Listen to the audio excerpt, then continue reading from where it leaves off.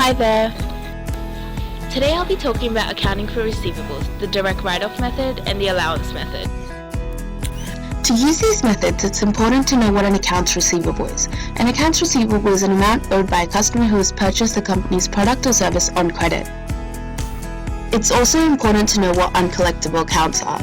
Most companies are unable to collect all of their accounts receivables. The leftover are uncollectible. Losses from these uncollectible accounts are recorded as a bad debt expense.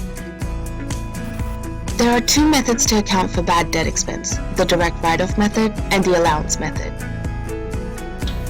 When using the direct write-off method, bad debt expense is recorded when the business determines that a receivable is uncollectible and removes it from its records. Recording the direct write-off method.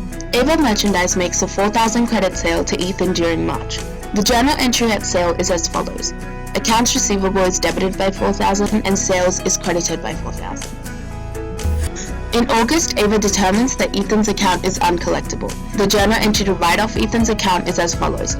Bad debt expense is debited by 4,000, accounts receivable is credited by 4,000.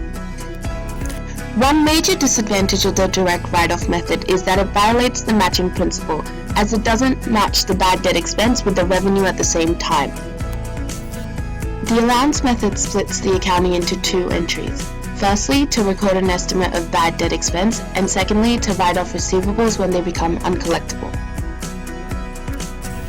For example, Ava Merchandise determines that a $1,400 receivable from a customer is uncollectible and decides to write it off.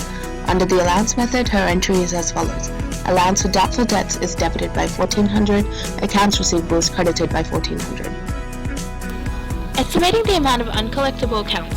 There are two possible approaches that companies may use when estimating bad debt expense using the allowance method: percentage of sales approach and the percentage of receivables approach. An example for the percentage of sales approach. A company with $200,000 of sales estimated that it will not collect 5% of these sales. The estimate for the bad debt expense at the end of the financial year would be $10,000. Bad debt expense would be debited by $10,000, allowance for bad debts is credited by $10,000. An example for percentage of receivables. A company has a receivables balance of $25,000 at the end of 2015. The company expects that 3% of its receivables will be uncollectible.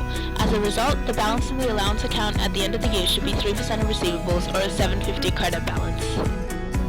Step 1 is to figure out the desired balance of the account. Step 2, calculate the bad debt expense. In the image shown, 150 is the existing balance, 600 is the adjustment, and 750 is the desired ending balance. Thank you for watching, and I hope I've helped you account for receivables. Created using Powtoon.